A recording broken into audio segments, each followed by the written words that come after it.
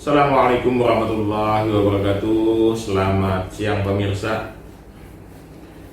Pemirsa, sebagaimana yang kita ketahui bersama bahwa PT Brokol sudah melakukan aktivitas pertambangan di site Gurimbang namanya. Aktivitas ini sudah dimulai sejak setahun yang lalu, setahun lebih malah. Dan menurut informasi memang sudah dilakukan proses pertambangan. Dan yang melakukan pertambangan adalah PT Pamah Persada Nusantara. Dan namun ternyata belakangan apa yang menjadi tuntutan masyarakat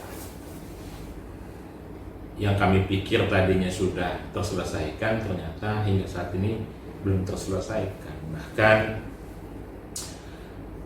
hari Senin sampai Rabu kemarin yang kami tahu, Kepala Kampung Sungai Bebanjar Bangun dalam tanda kutip terpaksa harus berangkat ke Jakarta dalam rangka mengadukan nasib yang dialami warganya atas aktivitas pertambangan yang ada.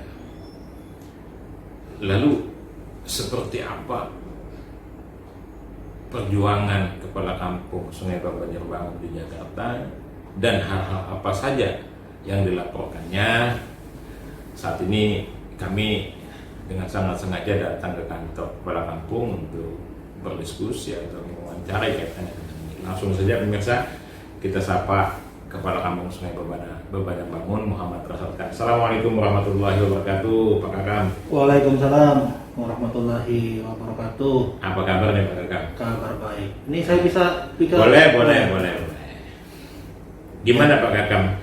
Bagaimana yang kami ketahui dan kami sudah beritakan juga kemarin bahwa Senin sampai Rabu kemarin kita dalam tanda kutip terpaksa harus ke Jakarta ya melaporkan apa yang dialami.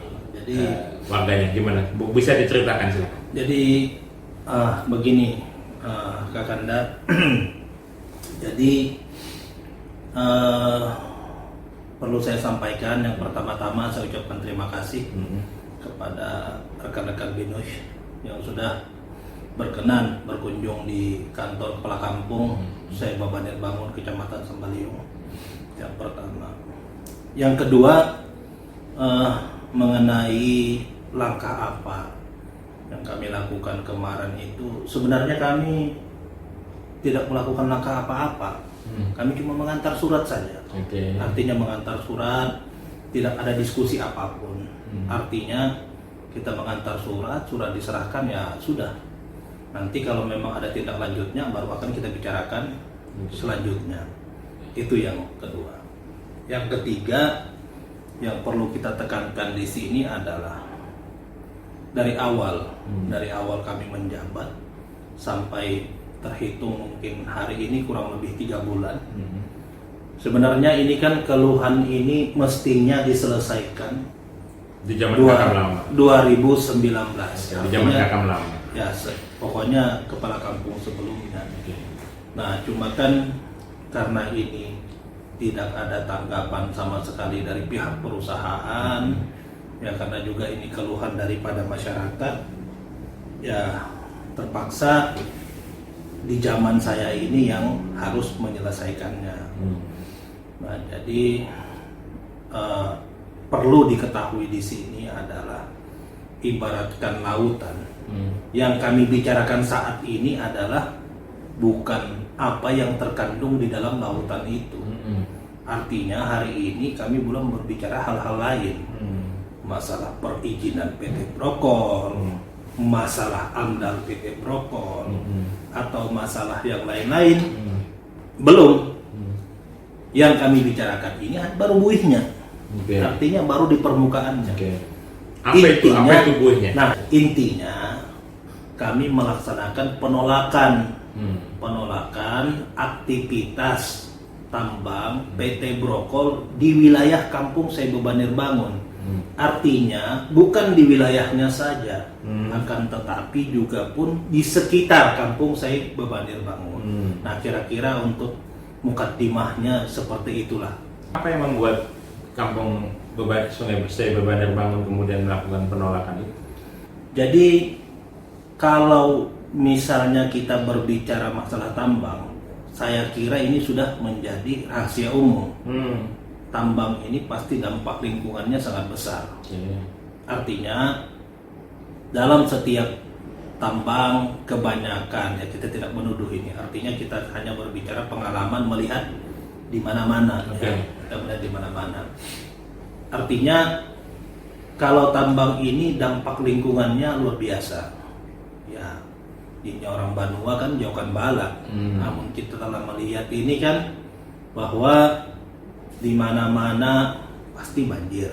Ini banjir biasa dulu nih, banjir bandang, longsor. Nah, 3 ini dulu lah yang perlu kita kedepankan. Yang kedua pasti suara bising. Pasti suara bising. Yang ketiga debu. Debu juga itu juga termasuk. Artinya pasti ada namanya tambang ini kan bukan seperti orang menanam jagung, menanam padi, artinya tidak menimbulkan dampak lingkungan. Tapi kalau namanya tambang ini pasti mengeluarkan dampak yang sangat besar. Itulah yang membuat kami menolak. Artinya menolak ini apakah menolak buta-buta tadi, apakah sudah 100% menolak atau masih terbuka ruang komunikasi? Karena sepanjang pengalaman kami, sepengetahuan kami di Kabupaten Berau ini hampir semua tadinya awalnya kampung menyatakan penolakan, namun setelah terjadi komunikasi akhirnya bisa menerima. Nah, kalau saya beban Nirbangun gimana posisinya? Kalau kami ini pun sebenarnya seperti itu. Artinya sama ya? Sama. Terbuka komunikasi. Terbuka untuk komunikasi. Artinya ya kami tidak ingin syarat itu dari perusahaan, tapi dari kami, dari pihak kami. Oke, silakan nambang, tapi persyaratannya ini. Ini syarat ini apakah maunya kepala kampung atau maunya masyarakat atau seperti apa? Jadi ini sebenarnya bukan mau saya pribadi. Artinya kami ini sudah melaksanakan 3 kali penolakan ini. Penolakan ini yaitu tanggal 20 Januari tahun 2022 yang pertama kami menolak secara terbuka. Kami melaksanakan musyawarah akbar. Ya kan? Itu yang pertama. Kemudian kami menyampaikan hasil musyawarah kami ke head office PT Brokol di Kabupaten Berau pada tanggal 24 Februari. Tapi kan 1-2 belum ada ini. Belum ada respon. Belum ada tanggapan dari pihak perusahaan. Ini mau dibawa kemana masalah ini? Jadi akhirnya kami mengirim surat ke head office yang ada di Jakarta pada tanggal 15 Maret tahun 2022. Artinya 1, 2, 3 ini kami sudah ingatkan. Nah, seperti yang Kakanda tanyakan tadi, kira-kira ini keinginan kepala kampung atau keinginan masyarakat. Yang jelas ini keinginan saya bersama masyarakat. Itu tidak perlu dipungkiri.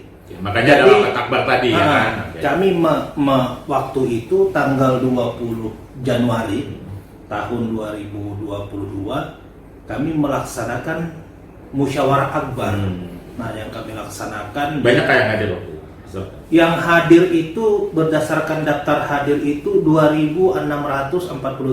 Masyarakat yang hadir. Di musyawarah akbar. Di musyawarah akbar itu. Artinya kesimpulan rapat menolak memang. Ya, kami ada 5. Apa aja?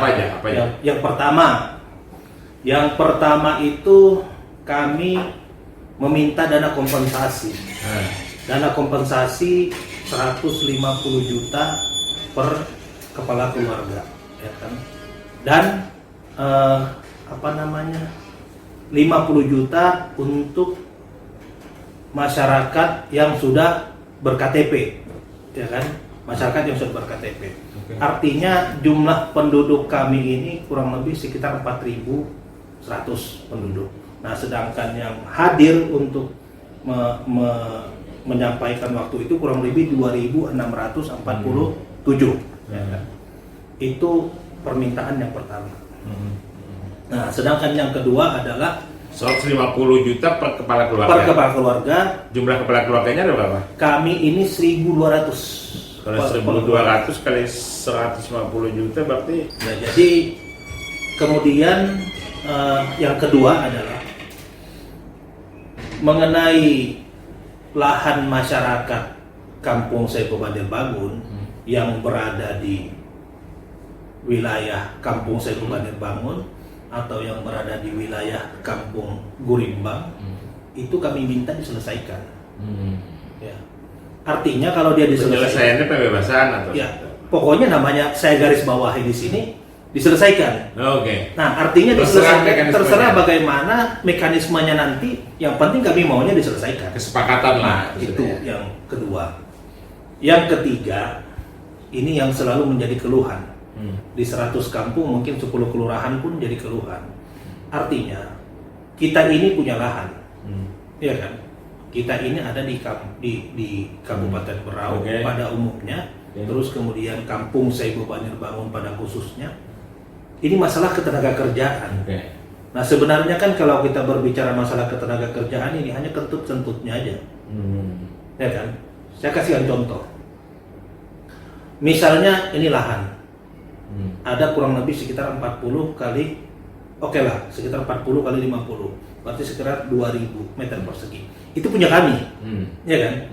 Tiba-tiba datang orang dari luar, ini nih, ya, tolong dikeluarkan emas hitamnya. Bapak saya kasih uang 8 juta per bulan, artinya kan tolol namanya. Karena yang bisa mengeluarkan ini kan hanya kita. Artinya masalah bekerja itu bukan lagi tawar-menawar, itu pasti. Jadi siapapun misalnya masyarakat Kampung Saibo Banjarbangun yang ingin bekerja di PT Brokol Sai Gurimbang dengan seluruh subkonnya itu harga mati, harus diterima. Itu yang ketiga. Kemudian yang keempat, nah ini banyak dikeluhkan oleh pengusaha lokal, bukan di Kampung Saibo Banjarbangun saja, akan tetapi di seluruh Kabupaten Berau. Mungkin kita tidak akan mungkin ini kalau akan merubah aturan, kita melarang PT Brokol untuk menambang. Ya, itu tidak mungkin itu rasanya. Karena perizinan sudah lengkap. Sudah lengkap. AMDA-nya sendiri pun sudah. Akan tetapi untuk subkonnya itu mungkin bisa saja terjadi. Contoh misalnya PT Brokol Sai Gurimbang yang sekarang melaksanakan adalah PT Pama. Bisa jadi kalau memang ada orang kita, orang kampung yang juga mampu, mengapa Pama yang harus menggali? Ini kan. Sebenarnya ini harus kita perjuangkan sama-sama. Bukan saya sebagai kepala Kampung Saibo Banjarbangun, tapi juga seluruh masyarakat Kabupaten Berau. Harapan saya dengan misalnya saya, kita memulai ini sudah memulai. Mudah-mudahan kakam-kakam yang lain juga gerak secara bersama. Ya. Jadi itu kalau kita berbicara masalah subkonnya. Pama ini ada subkonnya lagi, subkon. Artinya kalau masih bisa kita yang kerjakan, mengapa harus ambil dari Jakarta, dari Bandung, dari mana? Artinya kita. Tapi memang mungkin sepanjang memenuhi kualifikasi ya. Itu sudah pasti. Profesional. Artinya kan kita pun tidak bahasanya harus ini, tapi kan di setiap ya kita ini kan orang tahu aturan. Artinya saya ini walaupun misalnya kepala kampung tapi kan tidak kampungan. Bahasanya kan seperti itu. Nah, jadi kepala kampung tidak kampungan. Kemudian masyarakat kita pun rasanya sumber dayanya kurang lebih saja. Ya kan? Nah, itu yang gampang. Yang kelima ini sebenarnya secara umum. Sebenarnya ini yang harus menyuarakan bukan saya. Yang mestinya yang lebih di atas lebih saya. Jadi pemerintah lah dalam hal ini. Ya, mengapa saya bilang seperti itu? Karena ini masalah CSR. CSR ini kan harus jelas. Yang pertama, kita belum tahu ini CSR ini kan berapa, dan pun sebenarnya bukan Brokol saja. CSR yang lain pun harus jelas. Karena CSR semua yang ini, berbadan hukum PT. Karena CSR ini adalah kewajiban. Ya.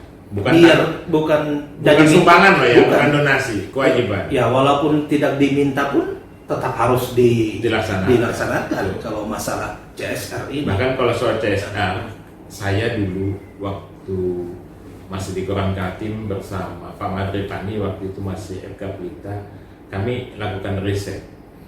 Riset kami itu potensi CSR Brau ini kalau dikelola itu 1 T. Kalau dikurang 1 T loh.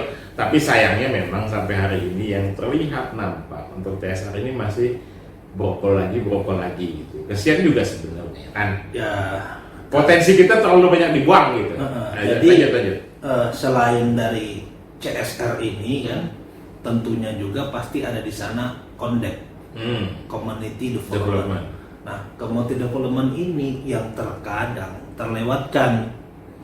Artinya ini masyarakat. Contoh, kita pakai Kampung Sebo Banir Bangun lah.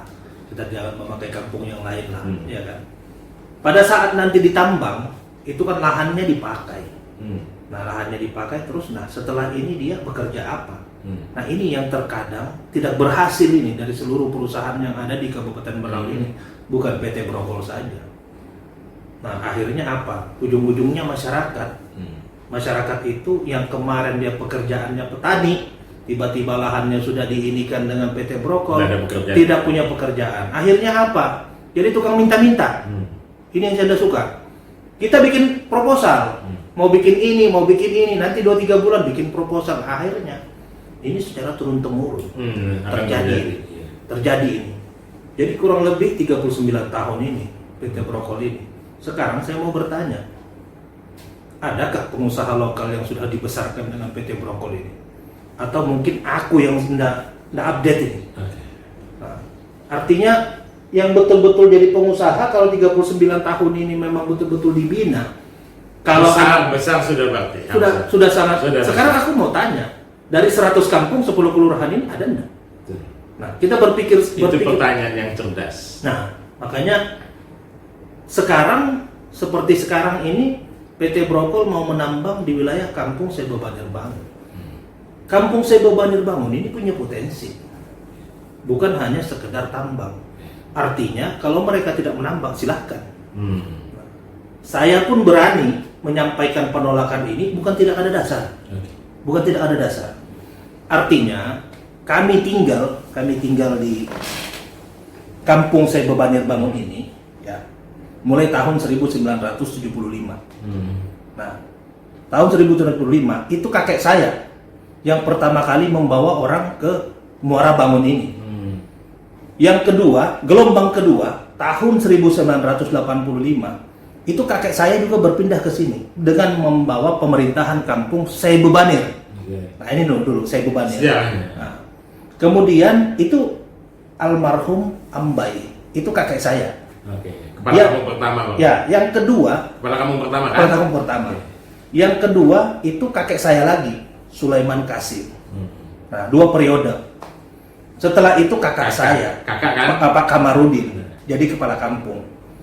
Yang ketiga itu adalah, yang keempat adalah paman saya, Pak Jaliman. Nah, terus ini saya lagi, Muhammad Rasadkan Dulang. Artinya perlu saya sampaikan di sini dengan Kakanda bahwa ini hanya perbandingan saja. Makanya saya bilang tadi, mengapa Muhammad Rasadkan itu berani menolak? Nah, karena kami punya potensi yang lain. Di zaman itu, Bang Salamnya, bahwa dana Bangdes itu baru 500.000. Tidak ada perusahaan, tidak ada akses jalan. Terus kami di kampung ini terisolir. Dan murni bertani? Buktinya bisa hidup. Ada yang seperti saya jadi sarjana, ada yang jadi guru, ada yang jadi polisi. Artinya tanpa ada masuk perusahaan pun bisa hidup lah gitu. Di zaman itu, ya kan? Yang jadi pengangguran ya yang malas saja. Artinya seperti itu. Sekarang ini tahun 2021, 2022 saya menjabat. APBK kami kurang lebih sekitar 4 miliar. Yang tadi cuma 500.000. Ini 4 miliar. Artinya kalau memang kami tidak ada tambang, tidak apa-apa. Kami akan kelola dengan Bumkam, Badan Usaha Milik Kampung. Bisa kami tingkatkan. Yang kami utamakan adalah pertanian. Lahan desa kami kurang lebih sekitar 100 hektar lebih. Kalau kami menanam porang atau misalnya kami menanam sawit, itu lebih hijau. Ya kan? Lebih hijau. Makanya saya berani itu untuk menolak. Artinya sekarang ini walaupun perusahaan itu sudah buka, sudah berapa sih warga masyarakat kami yang bekerja di sana. Yang jadi pengangguran tetap pengangguran saat ini. Oke, sekarang begini, dengan kondisi seperti itu, kan sekali lagi, apakah kita punya kemampuan untuk melakukan penolakan? Sementara faktanya adalah satu negara sudah memberikan mereka izin, ya, PKP 2B, yang salah satunya adalah Said Kurimbang ini. Kemudian dari sisi perizinan yang lain, AMDAL dan segala macam, mereka juga ada komplit. Gitu. Mau mekanisme AMDALnya seperti yang pernah disampaikan lewat suratnya, dan sudah kami beritakan bahwa masyarakat tidak pernah diajak ngomong dan segala macam, itu urusan belakang. Faktanya adalah AMDAL diterbit. Ya, ini sebenarnya kan gimana kita menanggapi itu? Kita ini kan tidak boleh saujon. Ya. Artinya sampai hari ini pun saya masih berpikiran baik dengan perusahaan ini. Nah, jadi yang jadi masalah itu seperti ini. Jadi pada tahun ini saya takutnya salah.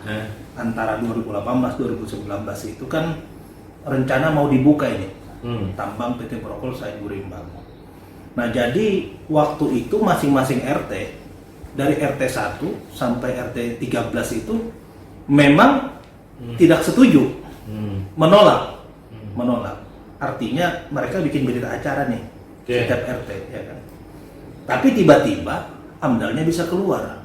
Nah, ini kalau memang itu menolak, saya harus flashback karena waktu itu saya juga bagian dari saksi sejarah. Ini yang kita harapkan. Bagian dari saksi sejarah ya. Pertemuan rasanya di hotel ketika itu. Yang saya ingat, yang melakukan penolakan itu justru Kurimbang, Tanjung Perangat sama Sukan, WO. Justru satu-satunya kampung yang bertahan dan menyetujui dengan kepala kampungnya Pak Jaliman waktu itu setuju. Itu yang kami pertanyakan saat ini. Itu saya yang melakukan peliputan soalnya waktu itu. Gitu. Makanya saya harus konfrontir dengan para satgas. Apakah benar Sungai Sei Bebandan Bangun menolak atau enggak? Faktanya saat itu enggak gitu loh. Makanya ini yang saya sampaikan di awal tadi dengan Bapak Salam, Kakandaku. Jadi itu kemarin sebelum rapat di Cantika saya sampaikan tadi bahwa diadakan rapat ini di masing-masing RT. Artinya 13 RT nolak. Jadi di sana ada, ini termasuk yang perjanjian ini pun ada poinnya dimasukkan di sana. Ya kan? Masyarakat sudah bertanda tangan ini. Cuma kita tidak tahu, makanya saya bilang tadi kita jangan saujon. Ya kan? Kita jangan saujon, jangan sampai apa yang kita sampaikan ini menyalahi aturan. Jangan menduga-duga kalau sesuatu yang kita belum tahu.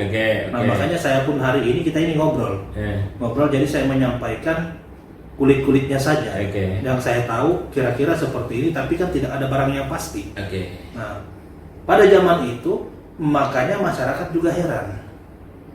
Ya kan? Masyarakat juga heran, artinya saya juga tidak boleh berprasangka kepada kepala kampung yang sebelumnya. Tapi sederhananya 13 RT di sini melakukan penolakan, ada dokumennya, tapi faktanya ternyata tetap disetujui. Nah, ini yang jadi pertanyaan kami. Bukan, maksud saya disetujui, faktanya pada saat di Cantika Suara kepala kampung setuju. Nah, itu ya kan? Pertanyaan. Dan 3 kampung lainnya tidak setuju. Tapi ternyata memang ujuk-ujuk daerah memakai kewenangannya, terbitlah dokumen AMDAL. Seperti itulah jalan ceritanya yang saya ikuti. Itu kami historisnya kami sudah tahu. Artinya ceritanya dari mulut ke mulut. Tapi yang jadi pertanyaan kami sekarang, ini kan dari RT 1 sampai RT 13, kita ada 13 RT. Itu tidak setuju. Nah, di sana pun malahan di sana disebutkan salah satu berita acara dari warga kami itu menolak apabila tambang jalan, menolak blasting. Nah, tetapi ini tidak pernah muncul ke permukaan sama sekali.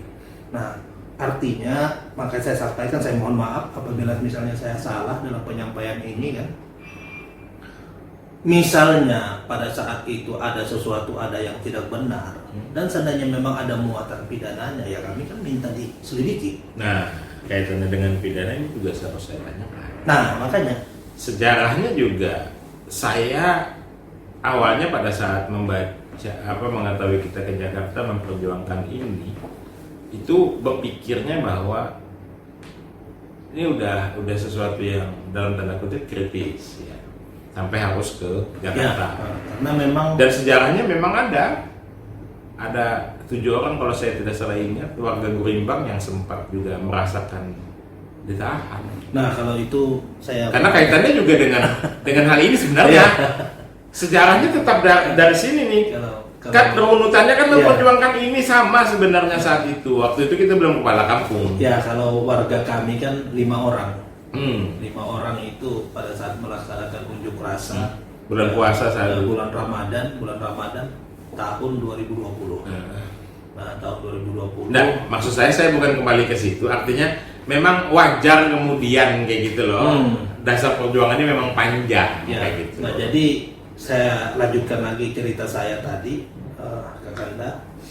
Jadi yang yang mengenai tadi yang saya ceritakan bahwa kami menolak itu, ya kan, kami menolak itu artinya kami ini pun mengapa menolak itu, lebih baik tambang itu tidak perlu buka, ya kan?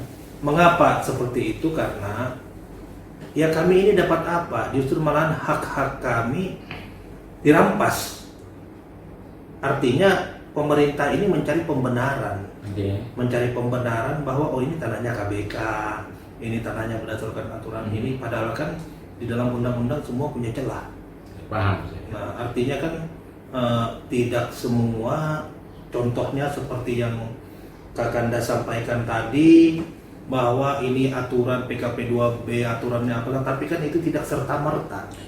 Nah tetap harus ada kajiannya. Nah, makanya hari ini saya tidak berani berbicara masalah AMDAL, ya kan? Yang saya bicarakan adalah apa yang ada di permukaannya. Saya membicarakan kami menolak, itu saja. Nanti kalau masalah AMDAL, seterusnya nanti kita ngobrol lagi, ya kan? Bahasanya kan seperti itu. Nah sekarang begini saya tanya, kenapa sampai harus berjuang ke Jakarta? Apakah ruang komunikasi dengan PT Brokol ataukah ruang komunikasi pengaduan dengan pemerintah udah tertutup? Jadi begini, kami ini kan, makanya saya sampaikan tadi, kami menyatakan penolakan tanggal 20 Januari tahun 2022, ya kan? Secara terbuka, itu belum ada tanggapan sama sekali dari PT Brokol. Yang kedua juga KHO-nya belum ada tanggapan. Terus kemudian tanggal 24 Februari kita kirim suratnya ke PT Brokol. Nah, kita kan harapan kita ini kita dipanggil kah, atau orang Brokolnya ke sini, ya kan? Atau jinya bahasa orang Bandung kasarnya, kepala kampung, maskin damu, kepala mamuk. Ini kami kio demi ini, kau kan paling-paling enggak ada juga. Ya kan? Enggak ada juga itu. Artinya kami menunggu enggak ada juga. Artinya takutnya kan nanti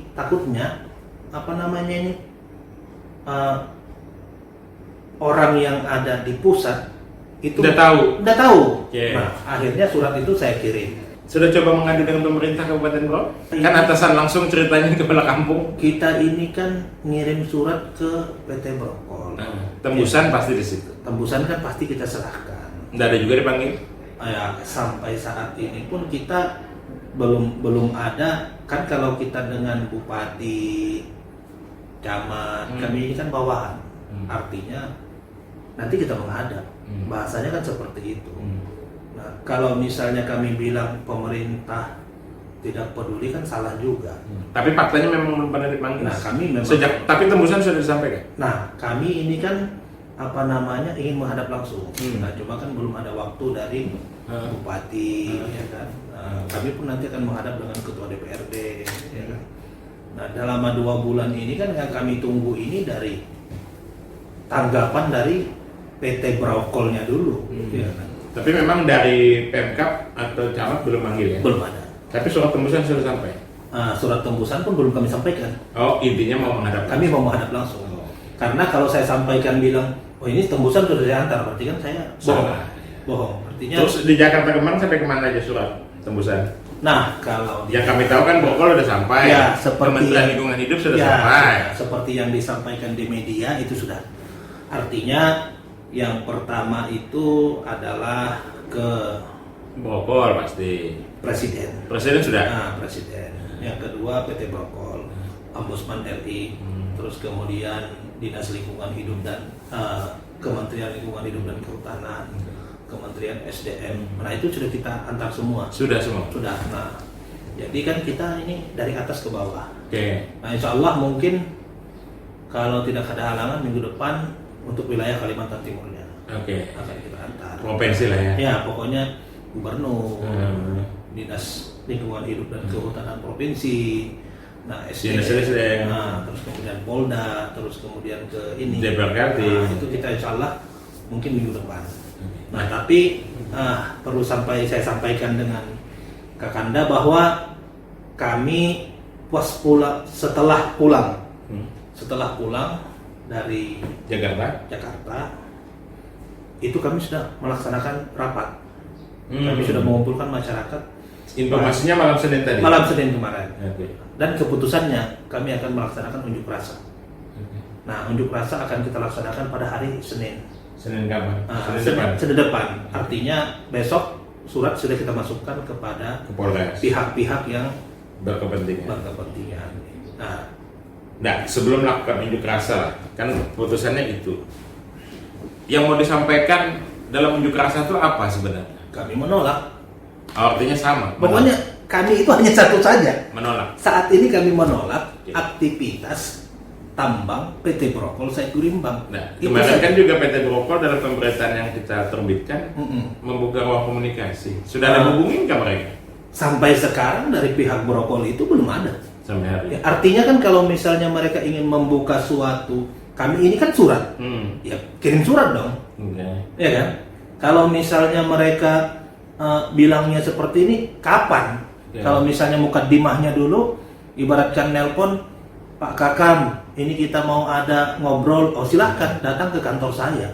Tapi intinya kan poinnya kan Kampung Sewa Banjar Bangun juga membuka ruang komunikasi. Brokol juga membuka ruang komunikasi, cuman sampai hari ini belum dilakukan kan? Ya. Artinya sama-sama membuka ruang nih. Sebenarnya tinggal memang masing-masing pihak belum action. Ya. Oke.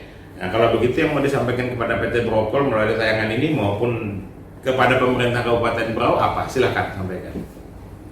Kalau saya secara pribadi Muhammad Rasadkan juga sebagai Kepala Kampung Sebo Banjar Bangun, Kecamatan Sambaliung, Kabupaten Berau, sebenarnya yang saya inginkan itu adalah kita duduk dulu ini. Duduk bareng. Nah, dengan PT Brokol. Artinya karena ini tambang juga sudah jalan, ya silahkan. Bahasanya seperti itu kan. Nah, tapi kalau memang mereka tidak membuka komunikasi, tunggu dulu. Artinya kami akan melaksanakan unjuk rasa, ya kan? Sementara jangan dilaksanakan dulu operasional. Jadi kita tidak boleh menyetop. Artinya sementara dulu lah. Sementara jangan dulu melaksanakan aktivitas di wilayah Kampung Sebo Banjar Bangun.